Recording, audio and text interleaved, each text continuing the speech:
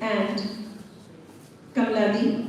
I request you all to kindly have your seats on the dais.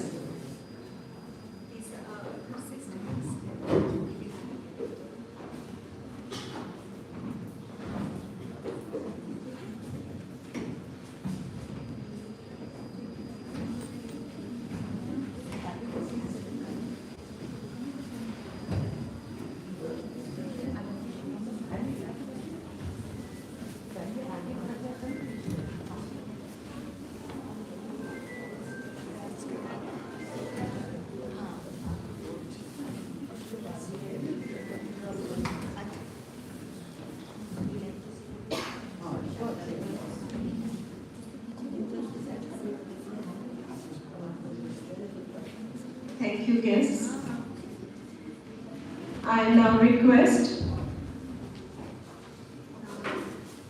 Dr. Veena Singh to present token of gratitude to the keynote speaker or the president of the session, Vidushi Dr. Kamla Pandey Madam.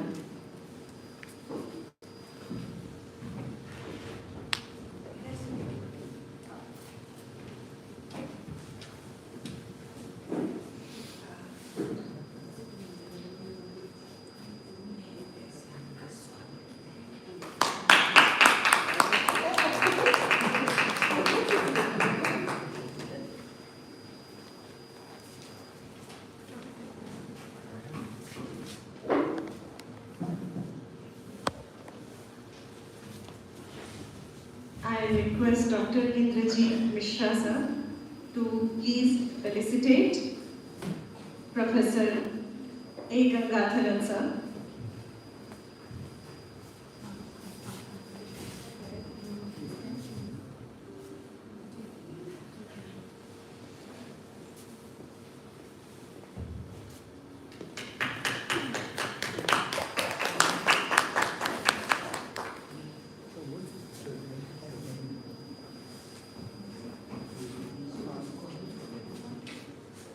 Beautiful memento showing the unity of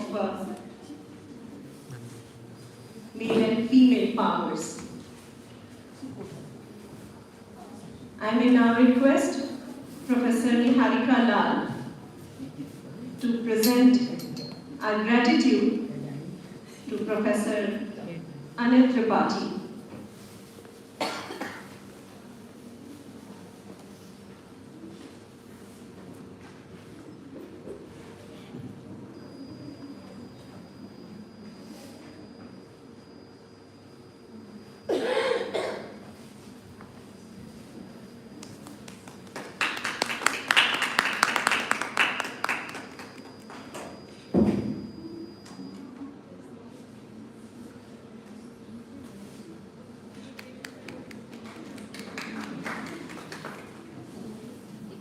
Thank you.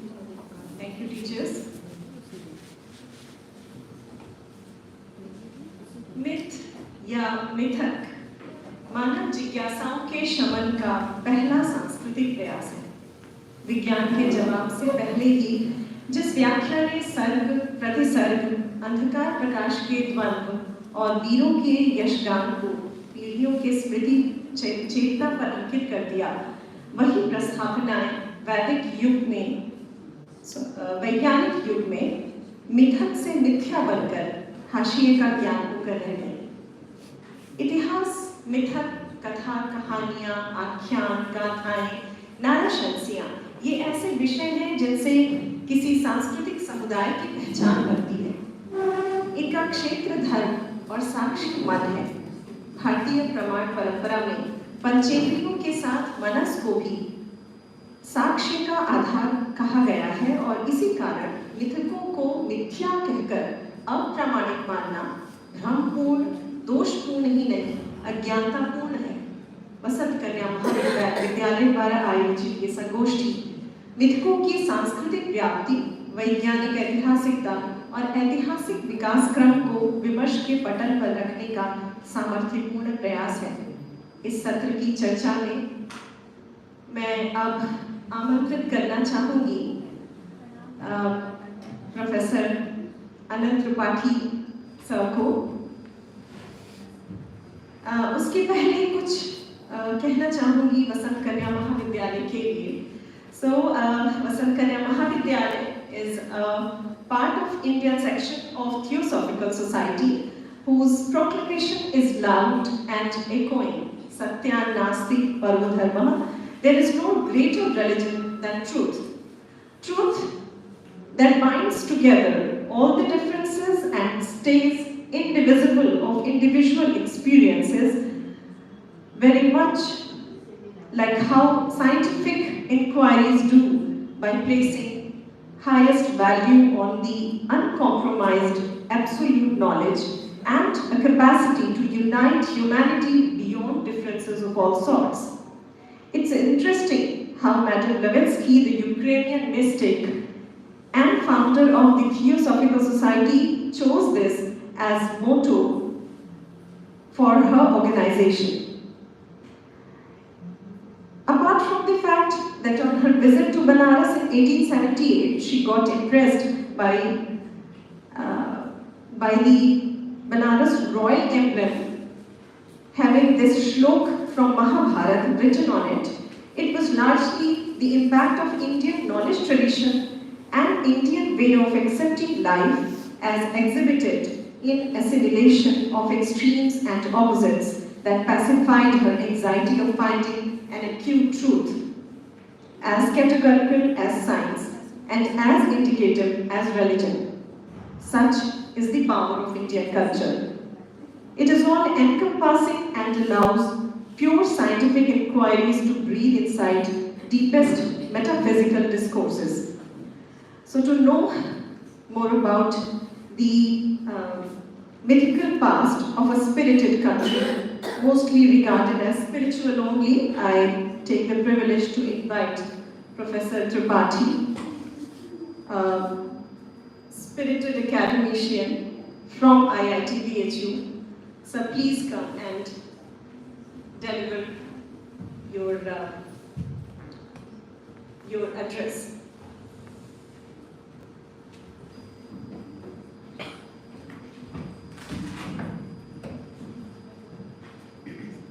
Thank you, Dr. Mandal. Respected Dr. Kamla Pandey, Dr. Gangadhar. I'm very happy that I have been given an opportunity to speak here and feel privileged also,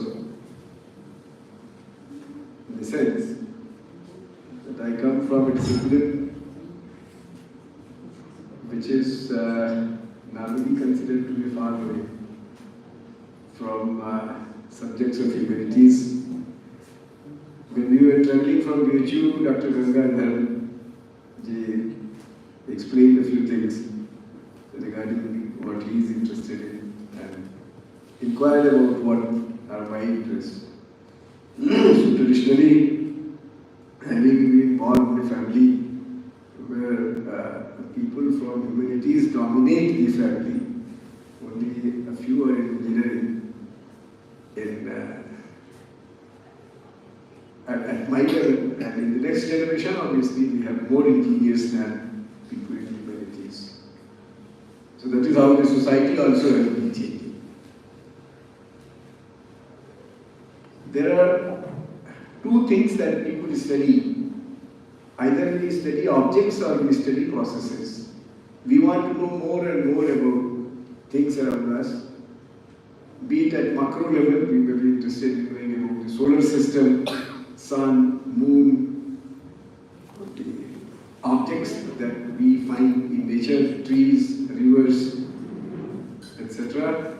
And then happenings. Like if we know the law of climatology, we know how does rain occur. And scientists would create science that explains laws of nature, that describe climatology, actions in climate. Engineers make use of laws of nature to make something happen that is not planned by Mother Nature at this point of time in this place. For example, if one learns how what are the laws of nature that act when rain occurs. So one can engineer a rain maybe in a hall like this. You can make rain happen here. So you can make something to happen that has not been planned by nature in this space at this point of time. So that is what I meant when I said that people are interested in knowing more and more about the objects and processes that are there. What should we be interested in knowing? What human race has been interested in knowing since time immemorial are nicely explained by 3 words that are interchangeably used in academic discussions also. These words, I would say, issues, challenges and problems. Normally, in a very loose sense, we make use of these words. Issues, challenges and problems. Many a times in departments in the campus I find that if people have had seminar on issues in software engineering, next time लोग कहेंगे इसका नाम बदल दो challenges in software engineering का. So we interchangeably keep making use of the words issues, challenges and similarly the problems in software engineering next week. And then already 3 times you have done like this. So I have to seminar on issues, challenges and problems in software engineering together. What are these words? And then I would like to find out what should be the relevant issues and challenges and problems that we should be worrying about while dealing with myth, culture and history. That is what I am going to build upon. Based more on my understandings rather than what it is explained in the standard literature on myth, culture and history. Rather than that. So what is an issue? When something becomes an issue? Factually, human mind, the human race has been concerned with multiple types of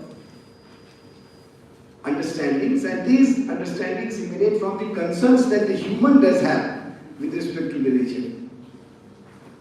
When we are living on this earth, we find ourselves to be the central object and the rest of the existence is around us as if they are secondary to us.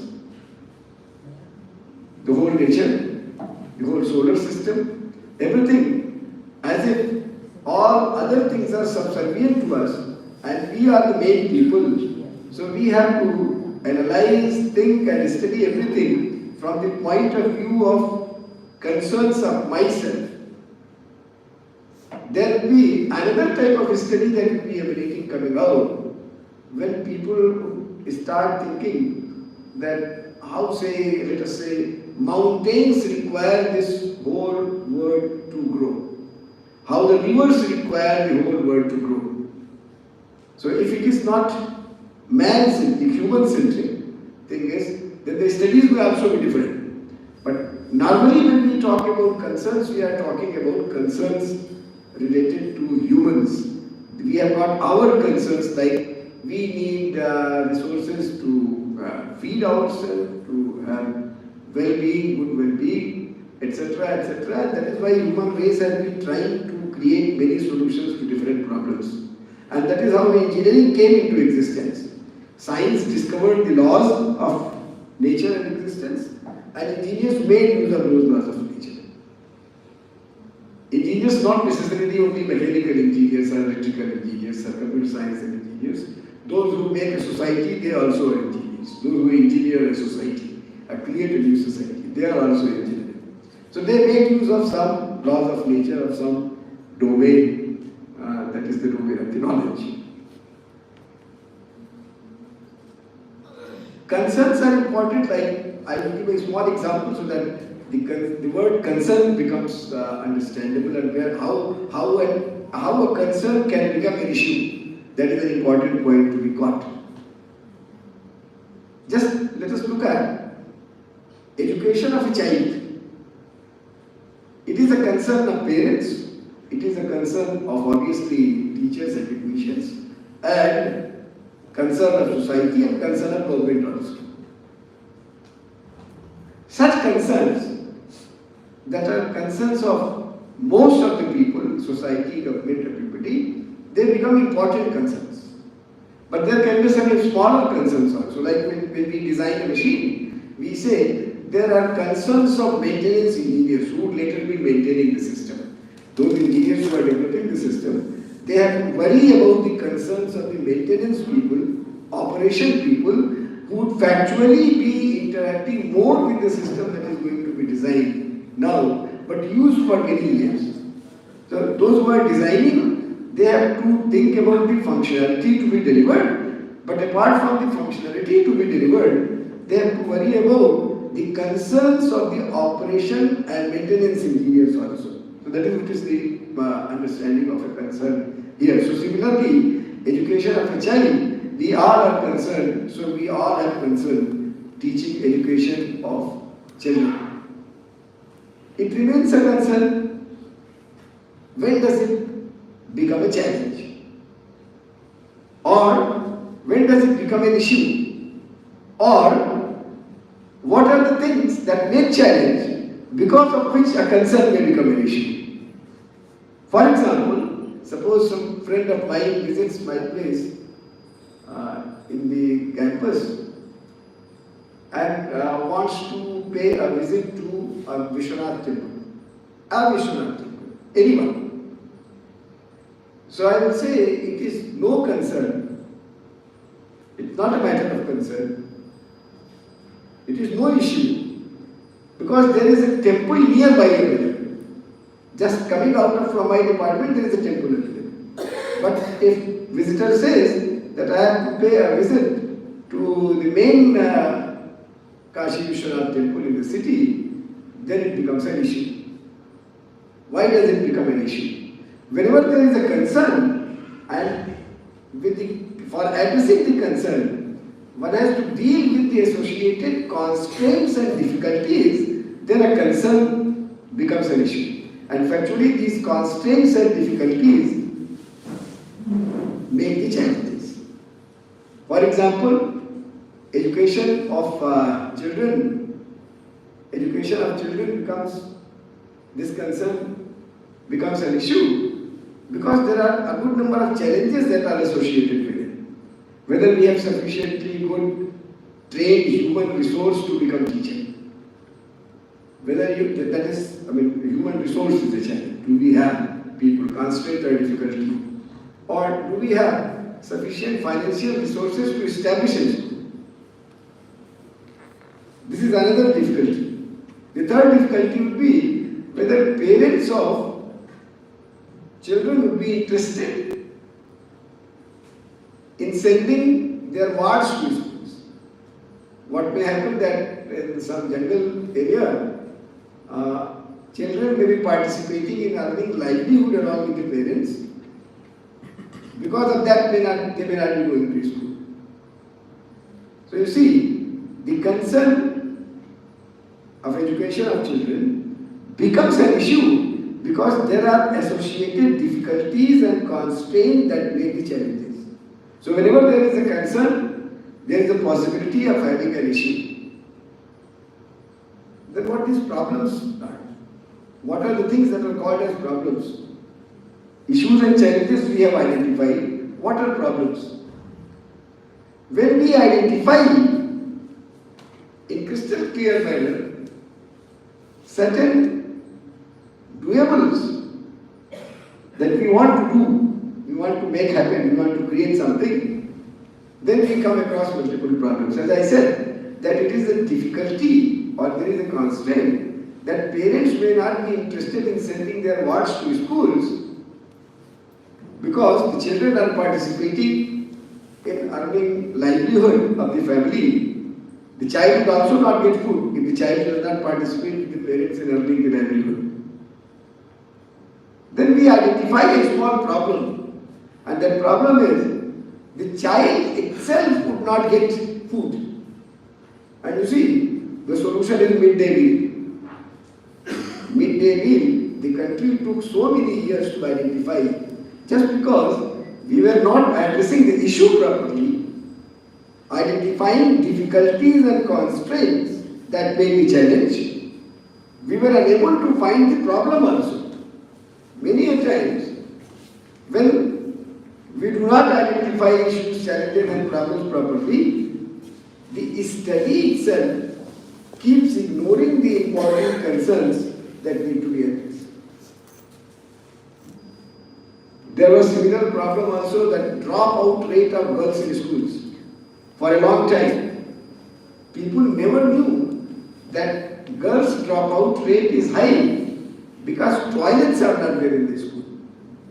Interestingly, such studies have been given that even those people, those parents who were teachers in schools, girls or daughters did not tell even parents that there is a problem of toilets in the school because of which there is a dropout. So you see how many years it took for the country to identify the problem of the dropout of girls. It took so many years because toilets were not there in the schools. So these words, issues, challenges and problems. Now let me look at the problem of studies that may arise when we have to consider myth, history and culture. What is a myth? The word myth has nicely been lamented before the session started, and I understand that it has been discussed since yesterday, so you may have identified that it is interpreted in two ways. One is that it is people or events that are being described in some fashion, and through traditions which have been passed, where you have certain event or idea that is being propagated from since time immemorial, and it is available today also for studies. Another way of looking at myth is that myth is about people, personalities or ideas that are glorified but which may not be true, which may not be correct. So normally people tend to attribute something to be mythical if you want to convey that it is not correct. It may not exist. It is about some idea, some people, some understanding which may have not existed. But even then, people are talking about it. The first one has a positive approach of looking at what a myth is. In engineering also, whenever you have to convey a signal to a long distance, signals are normally not very powerful. They have amplitude is smaller, they have frequency that is measurable. So normally what is done, there is a carrier wave and you modulate the signal on the carrier wave. Carrier wave travels from here to New York. It may travel whatever we are watching on our phone or listening to, it is coming through the carrier waves, the signals come. Carrier waves consume more energy. Signal has lower energy. When ratio between this energy carried by the carrier wave factually creates some type of noise also. And whenever the signal is received, then there is one quantity that students are taught in communication systems engineering. Signal to noise ratio is looked at. If noise is too much, signal is very small, then the noise over dominates the signal. The same thing may be happening in the mythology. In my childhood, I remember a few ladies in the village, they would tell कि गांधी जी और मालवीय जी भगवान थे. गांधी जी भगवान क्यों थे कि अंग्रेज को जेलों में बंद करते थे और देखते थे कि दूसरे दिन सड़क बाहर खड़े हैं. मालवीय जी भगवान क्यों थे क्योंकि मालवीय जी इधर देखते थे उधर स्कूल बनने लगता था, उसमें विश्वविद्यालय शब्द को कम जानते रहे लोग उनके समय में, जिधर देख लेते थे उधर स्कूल बन जाता था, हमारे बिल्डिंग बन जाती। This important signal that there was a person who was so powerful in conveying the ideas that resources were not problems. मैं पानी उठा रहा हूं।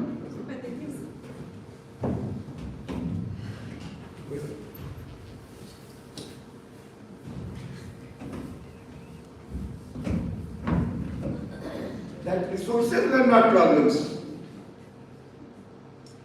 I mean, a person who didn't have any money could think of building a university of this size. People coming from outside, from some other country, coming to this place, identifying value in this culture and thinking of promoting this culture by establishing an institution without worrying who would listen to her and who would come along to establish. I mean, see. So just as I told, when the signal has to travel, a carrier wave is required. Carrier wave would consume energy and noise would be generated. If the noise would be too big, the whole job of engineers is nothing but to minimize noise at the receiving end and boost the signal. That is what engineers have to do, communication engineers when I am talking. They have to boost the signal and minimize the noise. So what I understand, the first concern of people who are doing some serious study on myth or on mythology is to isolate, extract the signal and propagate to minimize the noise. As I said, the first approach of looking at a myth is that there is something interesting that survived this test of time to travel up to this point of this thing. In communication systems engineering, we make provisions so that the signals can travel. There it was not possible. Everybody was not able to understand Vedas, so people wrote Upanishad. And everybody was not able to understand what is there in Upanishad also. So Puranas came into existence, stories. Right? Whenever stories will be created, there will be something more interesting that will told about. When students are taught in schools, you will find teachers do all types of dancing and everything to be able to convey whatever is being taught. It is said that a teacher is a great actor who communicates. That is what you are doing. You are trying to bring out the signal on a carrier wave and you are minimizing the signal and noise ratio. The noise has to be minimized. So this concern of abstracting out the real part of it, like when Gandhi ji and Malviya ji, they are considered to be God or godlikes. When those ladies narrated that story, we were already in schools and later in colleges, so we understood that Malviya ji and Gandhi were not gods, but they were powerful people. But for them they were gods, because they understood that way, that they were gods.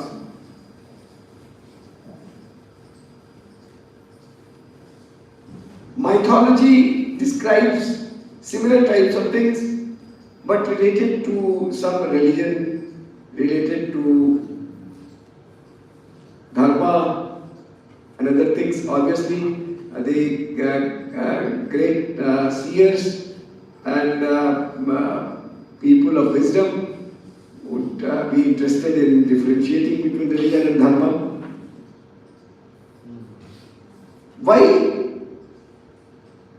Why this differentiation between dharma and religion is important because the appropriate concerns of human being, as I said in the beginning, if we consider human to be the center point for studying the whole existence and universe, then there is one type of perspective that will be in front of us.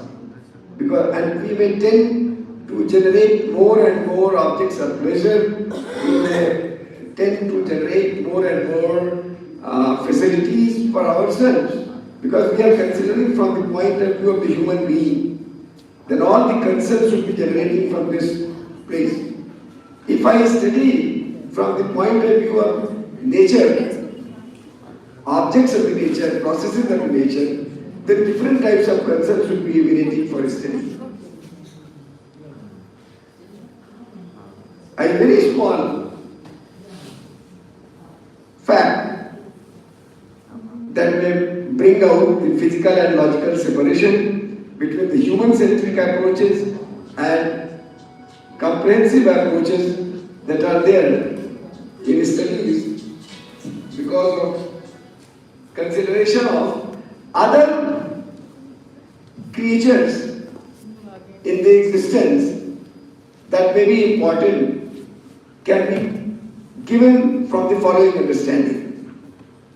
Those who study yogic sciences, the word yoga, what it means, there are so many definitions that will be available.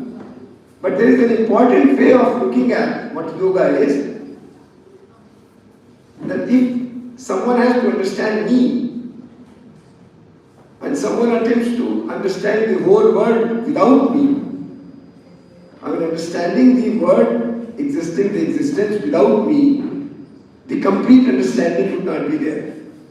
Similarly, knowing me or understanding me would not be complete if I am not seen in the context of the whole existence that I am situated in. And that is what all yoga is about. That we are trying to connect ourselves with the rest of the existence. So I understand myself in the context of the whole existence. And that is what leads to the final understanding of Yat Pinde Tat Brahmane. That is what is the understanding that brings us that understanding. So when we do certain type of study, when we take up any objective of study, then what we do, we simplify the problem that is being studied. And how simplification of the problem is attempted, that we take a problem, an issue that we talked about, something becomes an issue if we are addressing a concern that has got associated challenges in forms of difficulties and constraints. So there is a possibility of starting an issue, going through the challenges and constraints forming the challenges, reaching to the problem, identifying the problem. That is known as forward referencing. That we can, forward traceability, start from an issue, go through challenges and end at the problems. Similarly, one can start from the problem, find out what are the constraints and difficulties that make the challenge under which this problem exists, and what is the main concern that was being addressed when these challenges were identified in form of constraints and difficulties, then only the problem is nicely understood. History tries to remember the changes. That is what is history. Day-to-day activity written in a diary cannot make history. Everything would not be recorded. Then what will be recorded? So there is a word that is heavily used in sciences and engineering, and I think it is used elsewhere also, under the name entropy. If we take a wall, let us say a white wall, uniformly white, full white wall. Full white wall doesn't have much information for us, because it is completely uniformly white. There is nothing other than the white color that is painted on the wall. But if there is a small dot, then there is a change and it becomes an information for us. तो जिसे कहते हैं कि माथे पे काला टीका लगा देते हैं. So whole uniform wall does not have much information, but if there are dots, there is information. So if we have a white paper, it doesn't have information. But if there are spots, lines, black, white, red, etc., then information is started. That is what is the study of change is known as entropy. In other way, entropy is also known as lack of energy to do some job, or the disorder that may be present in a system, that is also known as entropy. Similar is the case with history also. There are concerns of humans. So if all the concerns of humans are human-centric only, when objects of study are being identified, then only those changes will be spotted that will make entropy for us. Entropy will be observable only for those changes that are important from our point of view.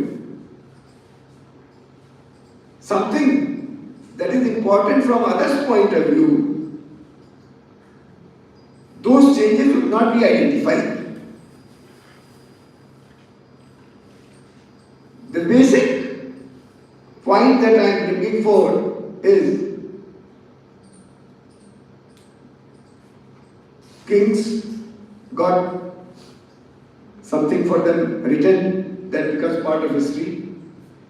So a king decides that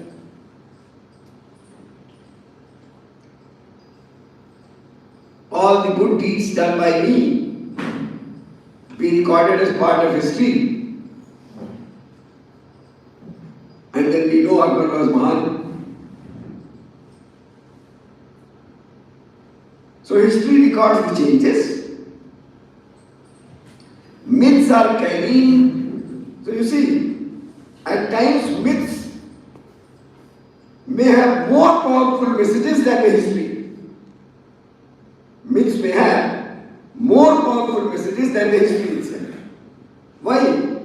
Because myths may be carrying signals of those ideas and persons that were real concerns of the society. Whereas history may have got written by some concerned people, individuals also. There was a time, there may have been a time when history may not have been a subject of study. So people got histories written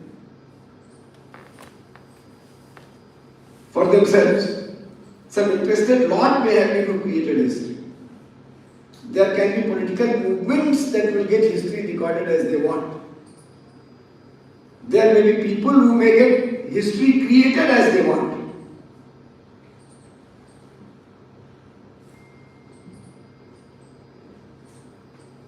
Very recently I saw a WhatsApp message. You may also have seen that Krishna भगवान बड़े दुखी बैठे हुए हैं और शायद यशोदा है जो बगल में लेटी है कि परेशान मत हो, तुम्हारा भी मंदिर बनेगा.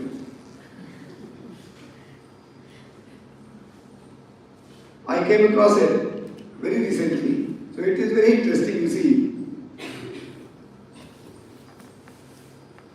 Maybe after thousands of years, people may think there is something known to be Modiism, which is more powerful than God.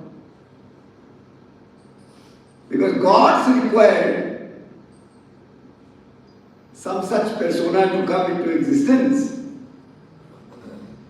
so that their households could be built.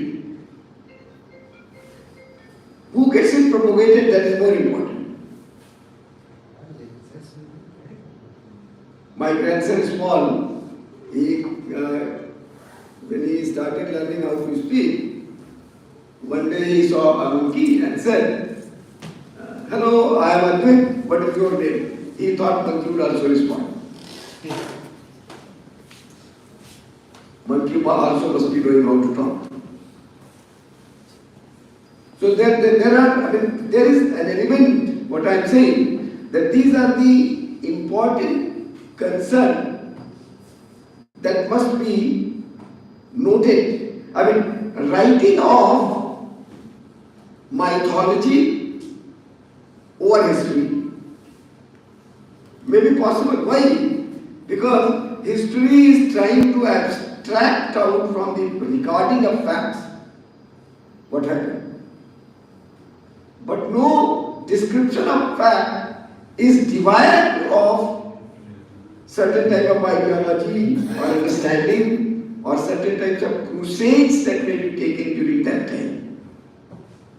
So myth and mythology, when they are being studied and the history is being studied, then we have to worry about something that is known as normally as interdisciplinary research.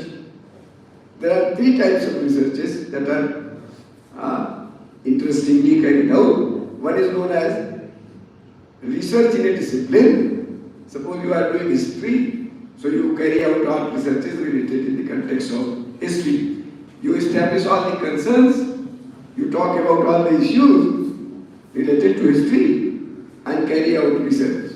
That is known as being in a discipline. When you are touching upon a problem that is at the boundary of two disciplines,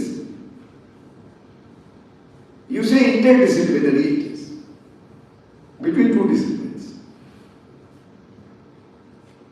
There is something that is known as multidisciplinary study also. In multidisciplinary study, you require two or more disciplines, obviously, and there are cross-cutting concerns. Multidisciplinarity is possible if you take a problem, divide into multiple parts, and these individual parts could be taken care of by individual disciplines. It is known as a multidisciplinary study. But there is another term known as transdisciplinary study. In a transdisciplinary study, a problem has got cross-cutting concerns that cuts through multiple disciplines, and knowledge of all the disciplines must be applied together. You see, in multidisciplinary, different parts could be given to different sections. They could study separately. Whereas in transdisciplinary, the knowledge of different disciplines should be, in a combined approach, be applied to the study of the topic. For example, if I take from engineering sciences, if there is a problem of robotics, then principles of mechanical engineering, principles of electrical engineering, computer science and engineering, electronic automation, it becomes transdisciplinary. When you are studying a river, then multidisciplinarity, flow of the river can be studied by civil engineering separately. The pollution can be studied by chemical engineers separately. So that is multidisciplinary. But as I gave the example of robotics, when you are talking about robotics, you require combined application of knowledge of mechanical, electrical, and so many disciplines together. What I find that when we are addressing the concerns of myth, history, and culture, the transdisciplinary approach becomes very important, where you need people from literature, you need people from history, culture, and other disciplines also to address transdisciplinary approaches to study of these concerns.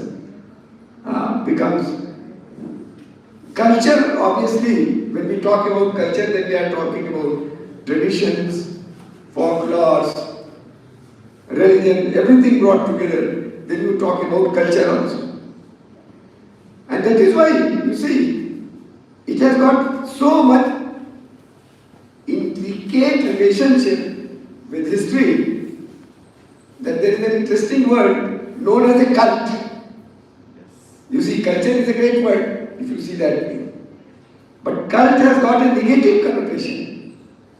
When we are talking about a cult, when somebody is interested in creating fan following behind him, one gets interested in bringing out a cult, which may not necessarily may have positive connotation. So, the issues that do not have only human-centric identification of issues, going beyond human-centric identifications, looking from the concerns of the living and non-living creatures in the existence, taken together, those concerns are having the important place in our mind, then there is a possibility of proper identification of issues and proper identification of challenges and isolation of problems that warrant transdisciplinary studies. That is what is the submission I wanted to make from myself. Thank you very much.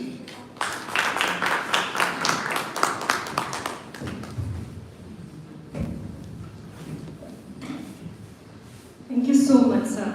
What a scientific analysis of a hypothetical and social study. We started from concerns, issues, challenges, processes, functioning of social engineering to mechanical engineering and landed into making of myths and history. Your talk signifies the need to look at the subject from diverse angles. And you very brilliantly presented myths as carriers of all sorts of messages, hidden or eliminated, and also highlighted the possibility of researching in this field of knowledge. Thank you so much, sir. We are now about to invite Professor A. Gangadharan, sir, an avid reader, a seasoned academician, and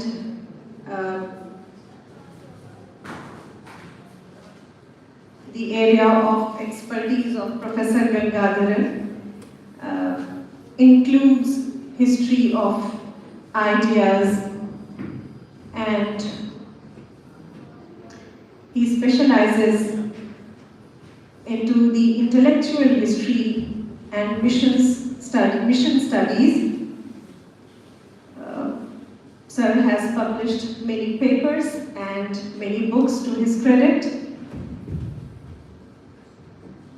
Professor A. Gangadharan, sir. Thank you, sir.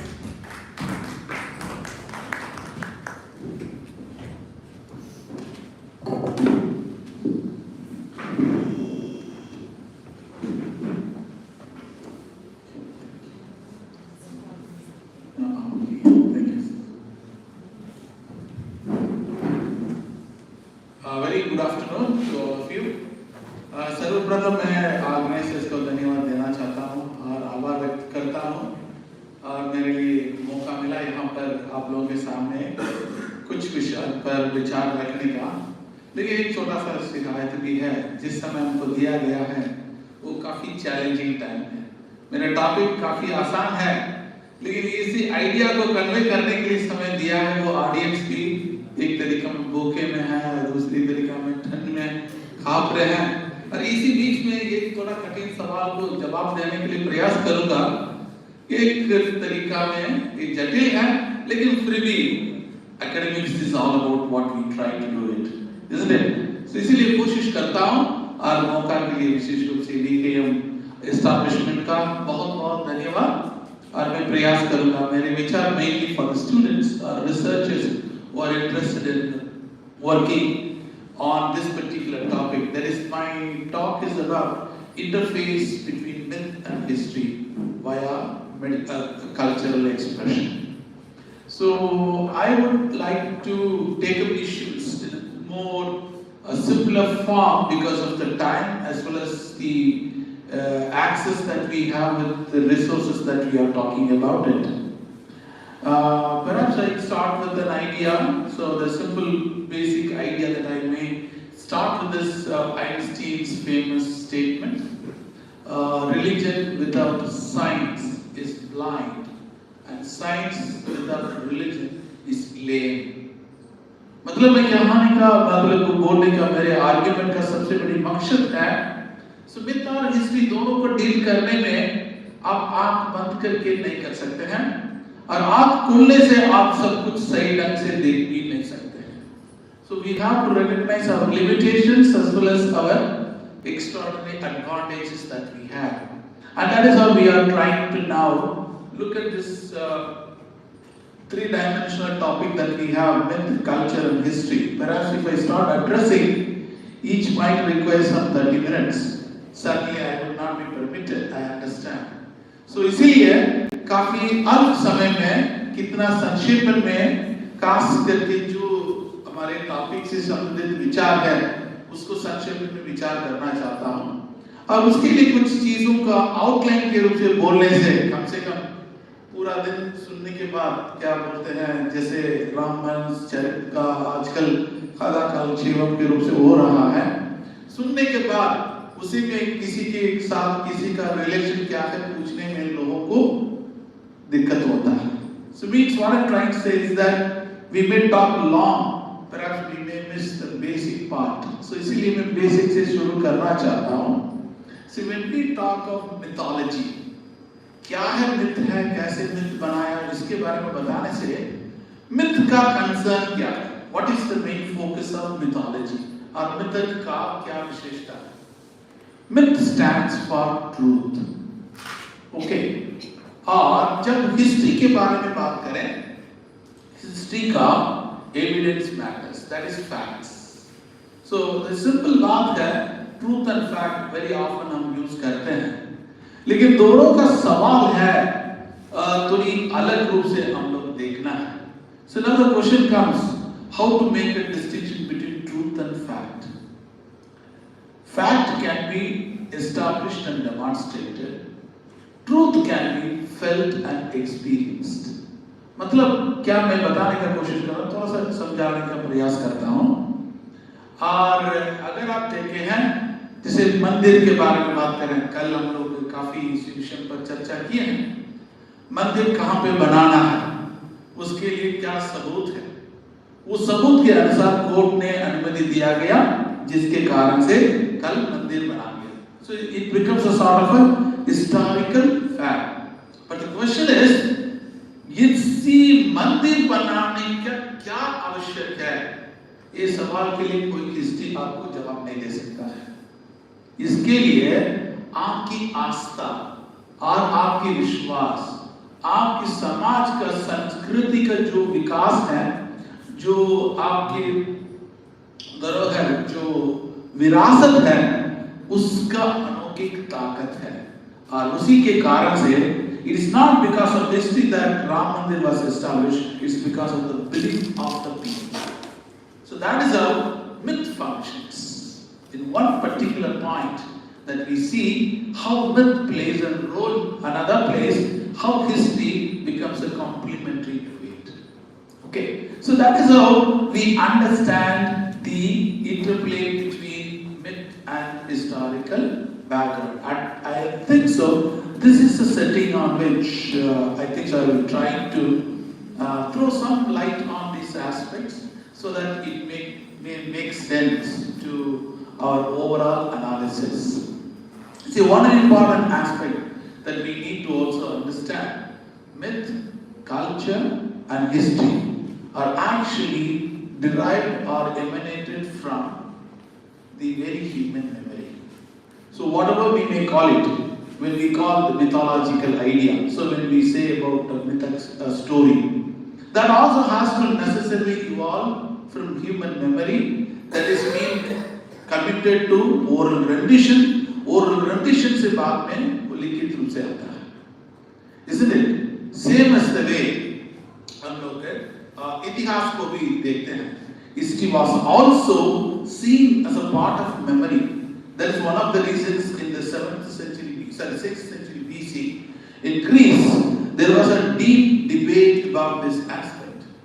When Anaximander, Anaximenes were well known for their mathematical calculations, Eratosthenes was the first scholar to talk about astronomy. All of them were talking in terms of number.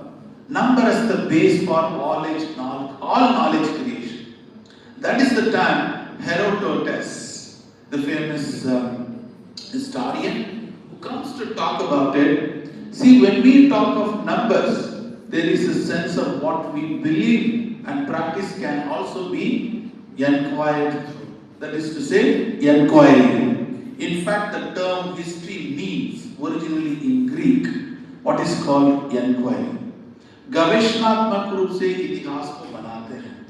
जैसे mathematics के number के रूप से आप पूरी ज्ञान का व्यवस्था को आप अध्ययन करने का प्रयास करते हैं, उसी रीति से इतिहास में पूछताछ के द्वारा स्थापित करते हैं. Because all that we do is, whether we do medical engineering or whether we do medical study or engineering, in everything there is an investigation.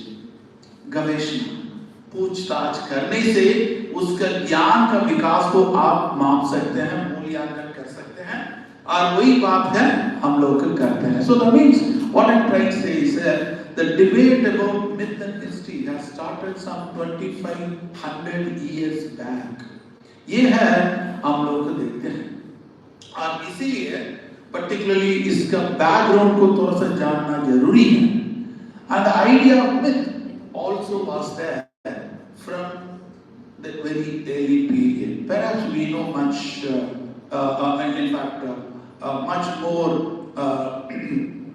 hoary or much more older than even the historical system of writing, because Iliad and Odyssey was committed to oral rendition roughly in 9th century BC, that is to say some 3000 years back. So therefore, what I'm trying to emphasize is mythology as a practice came into existence, giving way for the possibility of cultural expression with historical manifestation. So that is where we understand the development of knowledge, what we talk of human understanding or appreciation of one's own culture to others. And the main question that comes to us, can we live without myth and history? These two things are quite interchangeably understood in the ancient society. Perhaps now we made a clear-cut distinction. In spite of it, we have still also a problem. But as a matter of fact, what I would like to mainly emphasize, the idea of myth is always to explain the nature of the truth in possible characters. So that is why when we talk of mythology, we talk of the characters not only human being but also celestial being, because the idea of truth needs to be conveyed. So this is one of the important aspects that we need to understand. Mythology makes the difference from history primarily because mythology recognizes the theological possibility of human existence. बिना धर्म मीमांसा से आप मिथक शास्त्र का विशेषता को समझा नहीं पाएंगे. इसीलिए धर्म का सत्य को समझाने के लिए एक इतिहास पुरुष से मिथक पुरुष होना जरूरी है. Whether Lord Ram is a historical or mythic, ये second aspect है. The most important aspect है, उनके द्वारा एक बहुत बड़ी सत्य है वो समझा सकते हैं. The important eternal truth of living God, how can it be explained through? So that is how, in Indian context, myth as well as history both come together to convey what is most importantly understood as a perennial truth. That is why sometimes your court cannot make a final judgment in relation to how society recognizes what is had happened. So इसीलिए मैं क्या emphasize करना चाहता हूँ, particularly हम लोग दोनों का रोल क्या है, दोनों का विकास को कैसे समझा सकते हैं, दोनों का पृष्ठभूमि क्या है. किस परिस्थिति से उसी विचार का विकास हुई है और उसका परिणाम क्या है. And most interestingly, very often we think also, अरे यार मिथक तो प्राचीन काल का ही है और ये तो आधुनिक काल में हम लोग के सब ऐतिहासिक चिंतन के रूप से देखते हैं. That is true. But आधुनिक काल में भी हम क्या करते हैं, जहां आवश्यक होता है वहां पर मिथक को इस्तेमाल करते हैं. Myth making is not an ancient phenomenon. It's an everyday existential reality that we make for ourselves depending upon our conditions. Perhaps it may not become as popular as Mahabharata or Ramayana or as Iliad or Odyssey, but certainly we have our own myth. Perhaps I remember when my research I did, particularly when I was teaching for this modern UP history. Around there are 43 caste associations that were established in 1920s. All of them have developed their own myths about their caste background.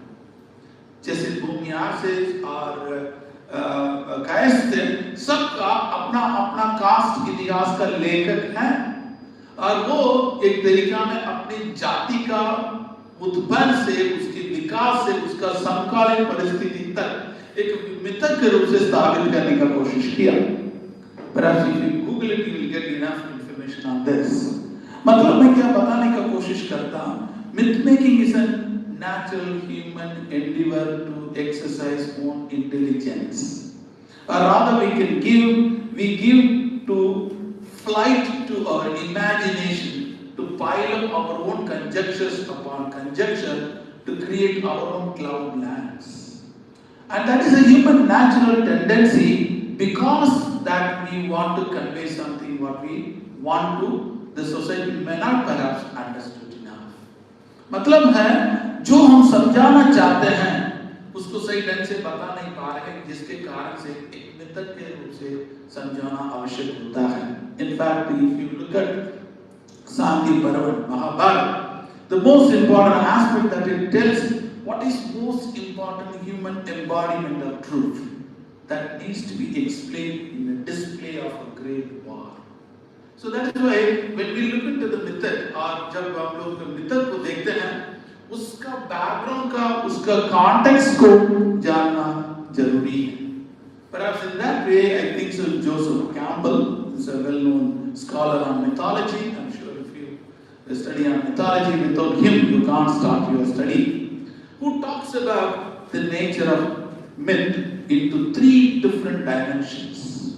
There are a number of ways that we can look at it. Myth, perhaps the most academically professional, spunky way of looking at the development is, I think, so this Campbell's model, where he talks of etiological, historical, and psychological myth.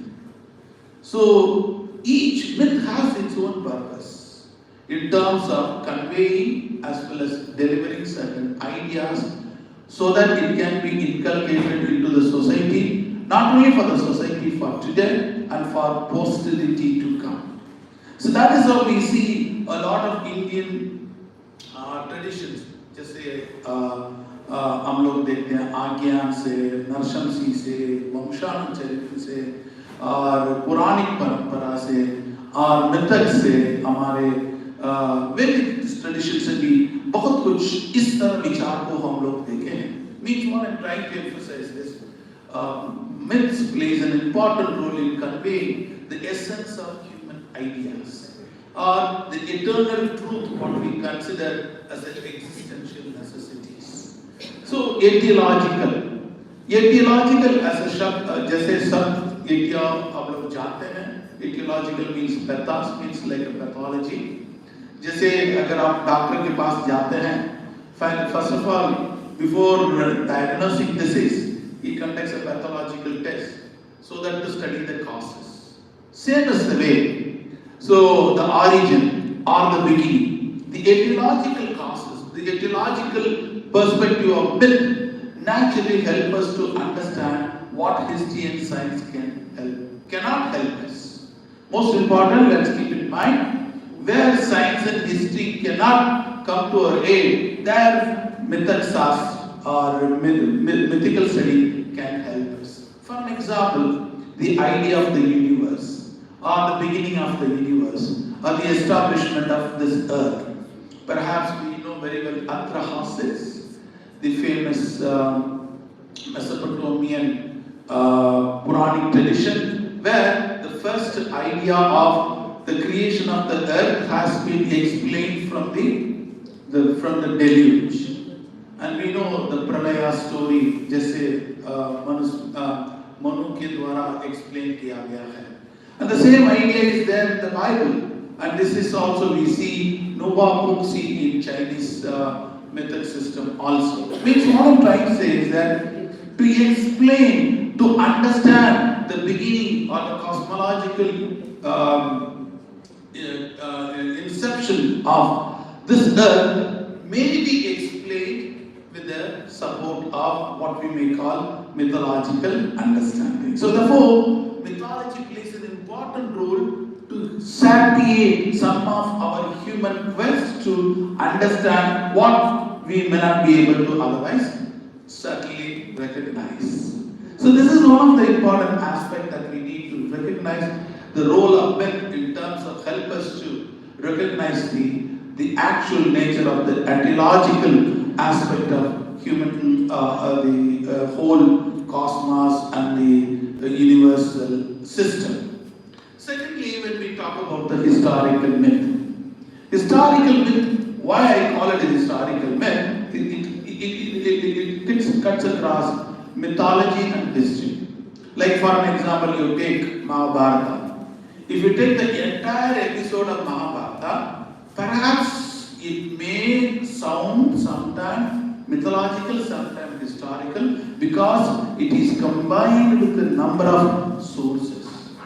Like the Battle of Kurukshetra, for which we have some evidences too. So therefore, how do we consider whether Mahabharata is historical or mythological? The fact of the matter is, on the basis of the existing evidences, we can certainly attribute the ideas.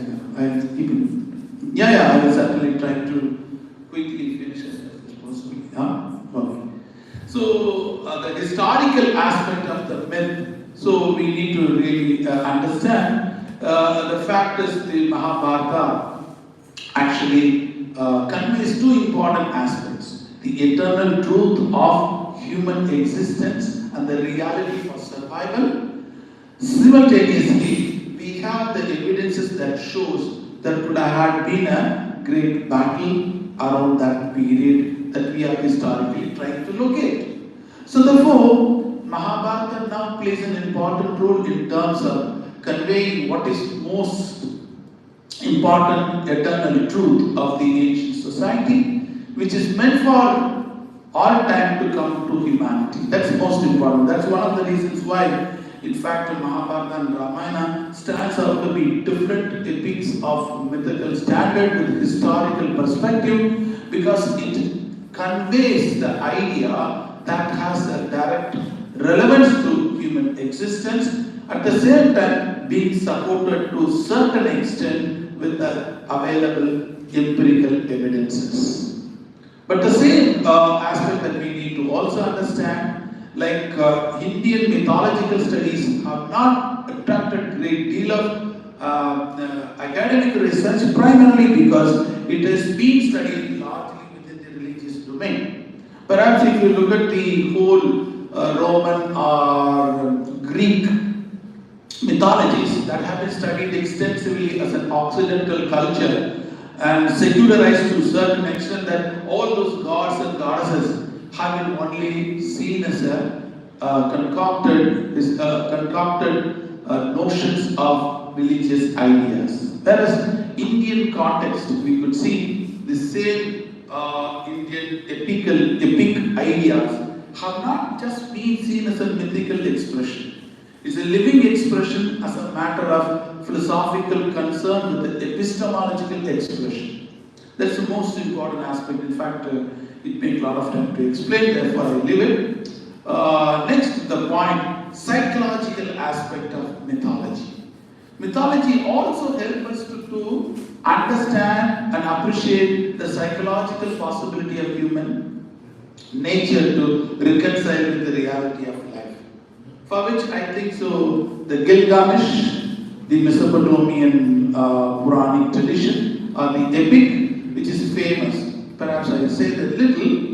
The point of Gilgamesh was the king who later became a demigod, wanted to befriend Enkidu, an enemy, and with him when there was a fight, when it took place, it got into a kind of a sad end, leading to Gilgamesh to feel bereaved of what he did, and therefore he wanted to understand the nature of the death as a matter of human challenge. Because death is something that cannot be simply understood without the idea of mythological support. And that's why psychological aspect, I think it's the famous Oedipus complex. We all know what Sigmund Freud used it. Oedipus also, the Oedipus, to make it simple, Oedipus is a king who actually got to know that he will kill his father and marry his mother,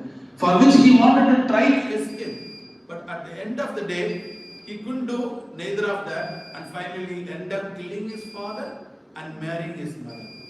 So this is what we know Oedipus complex. This Oedipus complex as a mythological story help us to understand the inevitability of human challenge, or something that however scientifically you want to address, you may not successfully overcome, primarily because that is beyond your control. This is what sometimes we need to also recognize. In spite of every mechanic or systematic methodology that we have, we may not be able to address the problem as we thought of.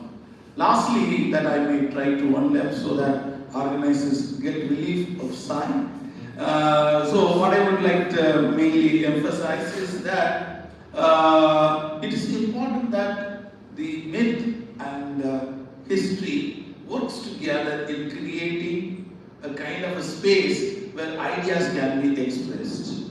Because we cannot be simply very, what we may call a pure historical sense in terms of recording everything.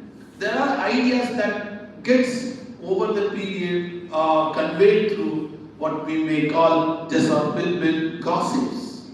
Gossips also plays an important role in conveying ideas. As Professor Tripathi sir बताए कैसे signaling and waves works together in terms of conveying. Similarly, we know a variety of forms that we have through which ideas or informations are transferred. So therefore, what I particularly emphasize, history comes to plays an important role in terms of accounted, established, recorded historical events. Whereas mythology offers an opportunity to comprehend all that is possible, in which the characters can be celestial as well as human. Whereas history, as Collingwood very clearly argues, is only talks about men, what they have done and achieved.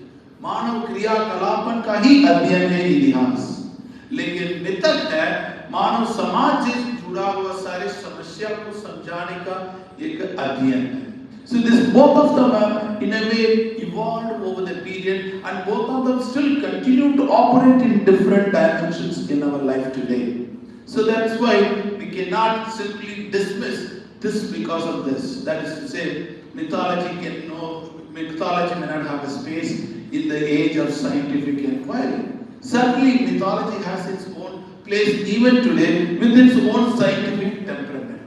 That is what, perhaps if I take that, it will take a lot of time. So therefore, what I would like to finally end up in saying is that knowledge that we produce necessarily evolves from different set of ideas, in which mythology also has its own part to play, historical understanding also has its own part to play. And as we become more and more technocratic society, we also express our desire to engage with the mythological ideas. This is what the human challenge that we can say is that the more we become scientific, the more we also become more sensitive with our emotive expressions and feelings.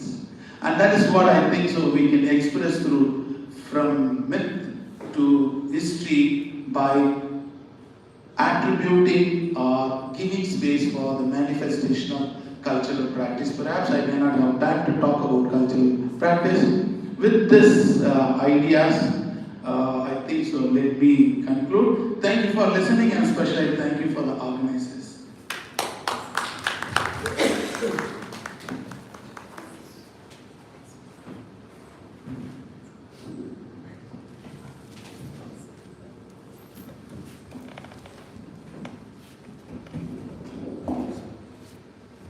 तथ्य और सत्य, तथ्य स्थापित है, अपरिवर्तनीय है, लेकिन सत्य धारणीय है। मिथक सबके हो सकते हैं, सबके अपने अपने हो सकते हैं, लेकिन मिथक मिथ्या नहीं हो सकते। धन्यवाद सर, मिथक इतिहास और संस्कृति का इतना सरल और ग्रामीण स्वरूप सामने रखने के लिए। और अब मैं बुलाना चाहूँगी इस सत्र की अध्यक्षा, जिन्होंने शिक्षार्थियों की कई पीढ़ियों को अपनी संस्कृति से प्रेम करना सिखाया है, और जिन्हें याद करती हूँ तो मुझे याद आते हैं पहाड़, नदियाँ और नक्षत्र का ग्राम। प्रोफेसर कमला पांडे, पूर्व विभागाध्यक्षा, संस्कृत विभाग, वसंत कन्या महाविद्यालय।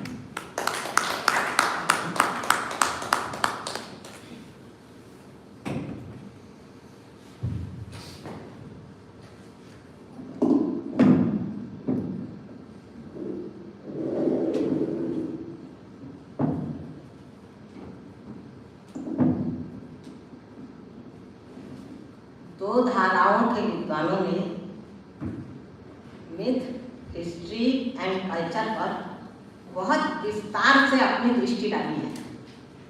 उसके बाद फिर कुछ कहना मेरा शेष नहीं रह जाता।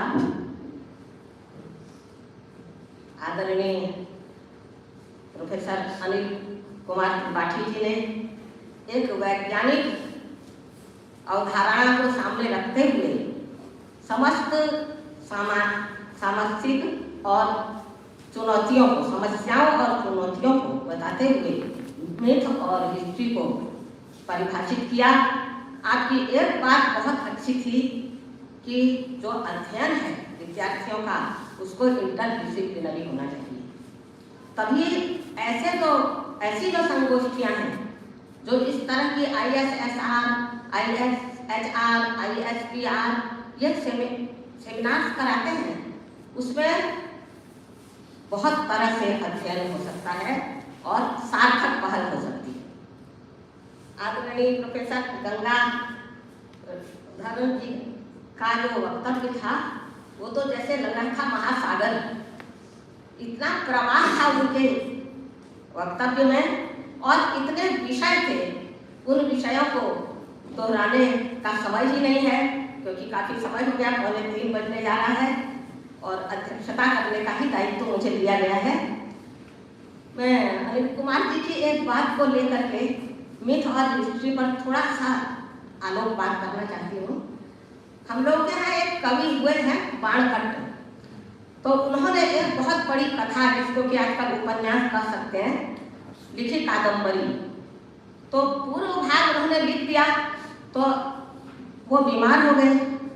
अब अगला जो है संपूर्ण करने के लिए उन्होंने अपने 2 लड़कों को बुलाया, पुत्रों को। तो उनसे कहा अनुवाद करो, सामने एक सूखा पेड़ खड़ा है। तो एक ने तो सीधे कह दिया शुष्कम काष्ठम तिष्ठति अग्रे, सूखा पेड़ खड़ा है।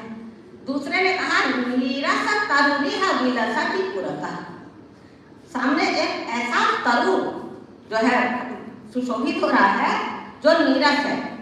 कहना तो बात एक ही की थी, लेकिन उन्होंने देखा कि इसके अंदर कवित्व शक्ति है, इसके अंदर माइथोलॉजी को डिस्क्राइब करने का जो क्षमता है, एबिलिटी है। तो उन्होंने कहा कि नहीं, तुम ही इस काम को कर सकते हो। उनका नाम पुलिन भट्ट था, तो उनको दिया गया। तो कादम्बरी का उत्तरार्ध उन्होंने पूरा किया।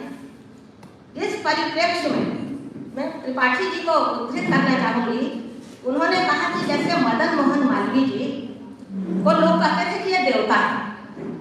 अब देखिए यहाँ मिथ आया, मिथ माने आस्था, जो अभी आप लोगों ने दोनों ने जो समझाया है कि मिथ का मतलब है आस्था से जुड़ा हुआ है वो, और हिस्ट्री ट्रुथ से। तो मालवीय जी के व्यक्तित्व को हमने तो उनको आंख से देखा नहीं है, लेकिन जो उनका कार्य देखा है, उनका जो अतीत जो है हिस्ट्री जो बन गया है, और जो उनका वर्तमान काशी हिंदू विश्वविद्यालय है, और उससे जो मिथ मेरे अंदर आया उसको प्रस्तुत करके मैं वक्तव्य को यहाँ विराम दूंगी, क्योंकि बहुत समय हो गया है। कि वो कहते थे मर जाऊं मांगू नहीं अपने हित के कार्य, परमारथ के कारण मोहि न आवे लाज। ये उनका वक्तव्य था। अब उस पर जो है मिथ कैसे, उसमें आस्था कैसे जुड़ी है और कैसे सत्य की ओर ले जा रही है, इसको मैं बताना चाह रही हूँ। और जब कविता जो है बनती है तो वो अलंकृत हो जाती है। साधारण भाषा में कविता नहीं कही जाती, कविता तो शब्दों की सजावट का ही नाम कविता है। अलंकृत शैली में कविता को प्रस्तुत किया जाता है, तभी वो मनोहारी और चित्त को आकृष्ट करती है और लोगों के हृदय में प्रभाव डालती है। तो मैंने वहाँ बनाया है कि कैसे वो निकले हैं मांगने के लिए। अहो याचते लोकमार्थान याची ब्रजन् मंद मंदम भवन्ति व्ययाची। वो अयाची है, किसी से मांगने वाले नहीं है, मर जाओ तो मांगू नहीं, लेकिन फिर भी वो दिव्य याची बन करके हर दरवाजे जा रहे हैं। अब यहाँ परिकल्पना देखिए कि वो कैसे है, मानो बलि राजा बलि से 3 पग भूमि मांगने के लिए बामन आ गए हैं, और दरिद्री जो तो उससे क्या करेंगे, वो 3 जो मांगेंगे उससे उसको जैसे समुद्र जो है जल लेता है और उसको उस जल को फिर हजारों गुना करके उसको उसमें वर्षा के जल के रूप में प्रस्तुत करता है। उसी प्रकार बलिं भिक्षते वामनः किं धरित्रीं। क्या वामन बलि से मांग रहे धरित्री को? बलिं भिक्षते वामनः किं धरित्रीं सहस्रं गुणं कार्तु मेनां सवित्रीं। धरित्री 3 पग मांगी और उसको हजारों गुना करने की रखा माता अपने। समुद्रात् किमल्पो जलम् आददानः पुनर्मेघजालै पृथिव्यै ददान। समुद्र से जल लिया और फिर पृथ्वी को देने के, अपने खाने के लिए नहीं, पृथ्वी को देने के लिए उन्होंने समुद्र से जल लिया। अब वो कैसे है, कहा कि जैसे अर्जुन ने महाभारत किया अन्याय के विरुद्ध, वैसे ही वे अज्ञान रूपी रण को जीतने के लिए अर्जुन है।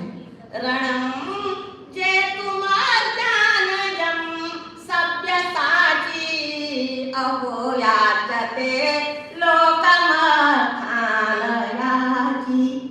अब इस वर्णना से आप लोग समझ सकते हैं कि मालवीय जी में देवत्व तो है कि नहीं है। क्या साधारण व्यक्ति जो अपने रोटी के लिए कमा रहा है उसके द्वारा ऐसा काम होगा? जो ऐसा सामान्य जीवन से उठकर अपने निहित निजी स्वार्थ को समाप्त करके संपूर्ण मानवता के लिए अपने को खपा दे, वो देव नहीं है तो क्या है?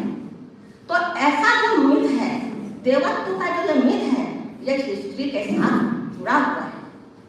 ये हिस्ट्री और मिथ अलग अलग नहीं है। आपने जैसे कहा मिथ बिलीव है और हिस्ट्री फैक्ट्स है, तो इस बिना इसके neither myth nor history no जीवन life can not be survive. Life जो है, जीवन जो है वो उत्तर उन्नति की ओर नहीं जा सकता है। तो इसलिए ये जो इतिहास है, जो मिथ है और जो हिस्ट्री है, हिस्ट्री जो है हमारा अतीत ही हिस्ट्री हो जाता है। मान लीजिए अब ये हमारे और अतीत वर्तमान से जुड़ा रहता है। मालवीय जी की जो चेतना है वो वर्तमान है और उनका जो भौतिक शरीर है वो भले ही अतीत हो गया है।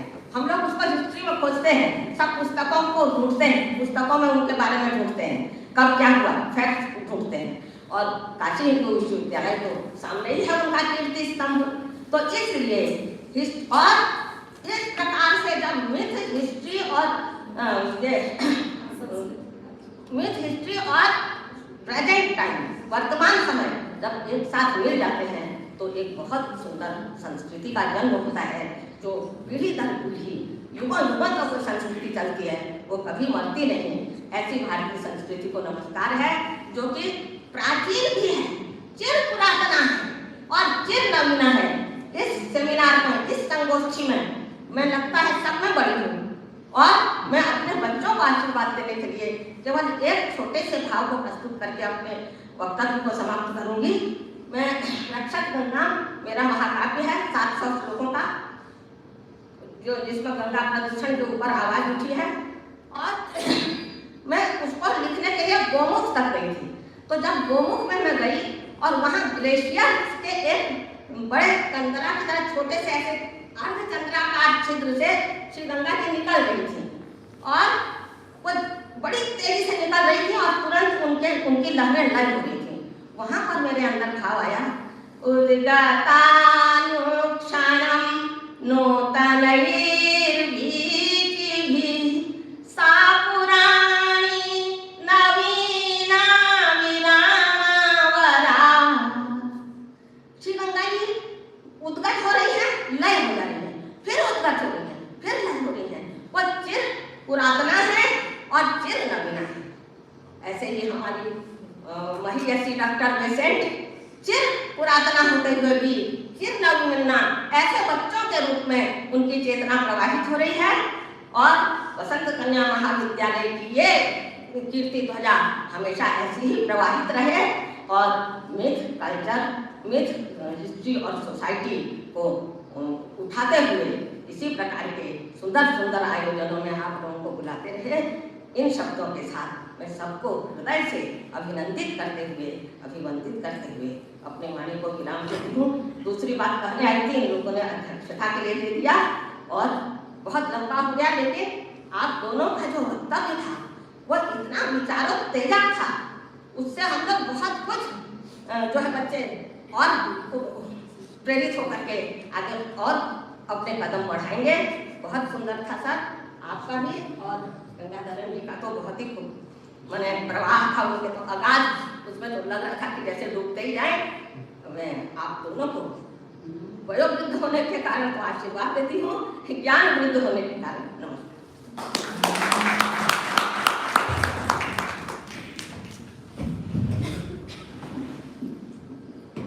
आज के इस बेहद सागर और विविधतामयी सत्र की समाप्ति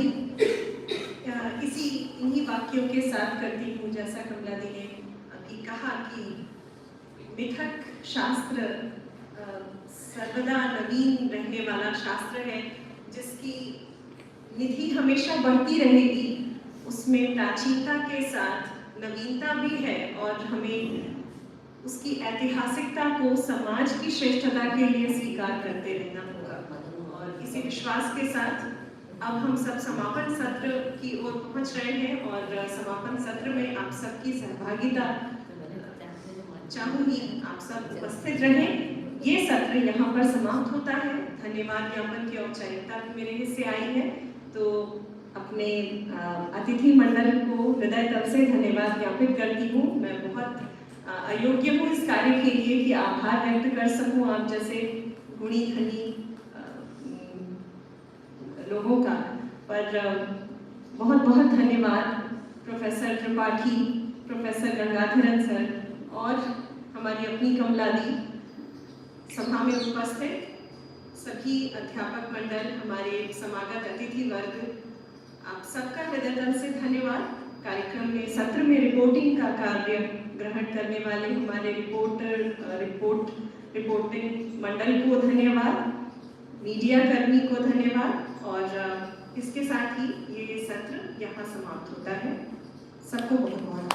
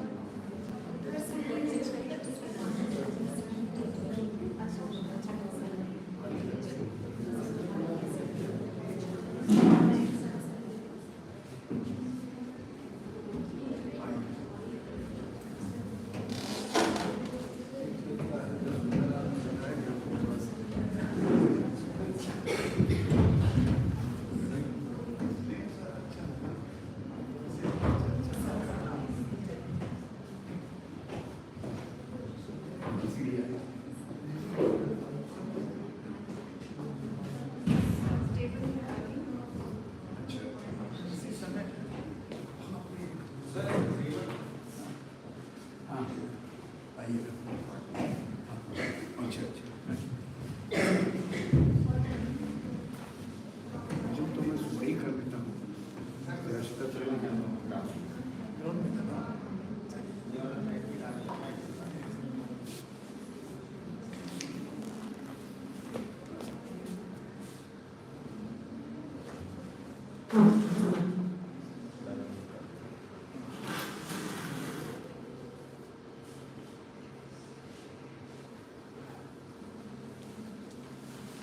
सुबह ठंडक बहुत ज़्यादा हो गई। हाँ, धूप आ गई है भी बाहर है। थोड़ा सा हवा चलने से आज तो वेदर चेंज हो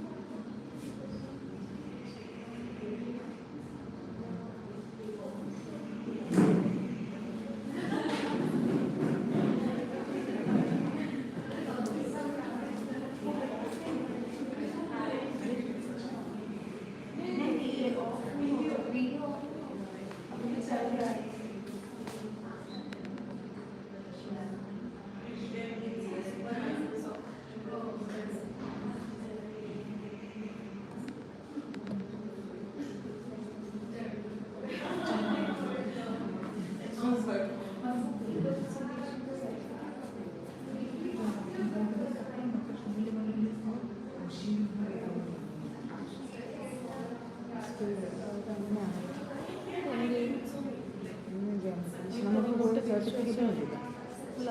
നോട്ട് തിരിച്ചു